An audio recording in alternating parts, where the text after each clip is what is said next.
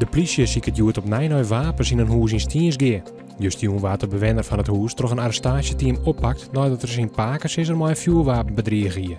De man heeft spul bij haar omdat ze de ruiten van zijn huis insmieten hebben zoeken. Een pad van het dorp werd afzet. De provincie loekt 1 miljoen euro uit voor het restaureren van monumenten die een nieuwe bestemming krijgen. Het gaat dan bijgelijks om appartementen in een oud pakhuis of een bedrijf in een monumentale moene.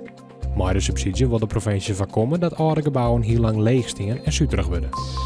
De Frieske Waardkust kan volle meer toeristen loeken als het toegankelijker maken wordt. Dat stiert in een advies van Atelier Friesland dat vanmorgen onbeheer waard onder belutsen oerheden.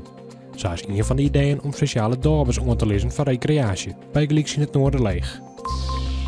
De gemeente Rier van Smellingeloon had justerjoen in grote meerderheid instemd met de terugstart van het Drachterveert-project. Er komt 4 miljoen extra beschikbaar voor de vaarroute naar het centrum van Drachten. Het prestigieuze project luidt zo'n het begin van de recessie in 2008 stil. Joen en vannacht een soort buien met tonger, hagel en windstieten. Het wordt vannacht een gratis tolve. Morgen begint met buien, maar later op de dag klert het op. De temperatuur blijft stekken op 18 graden.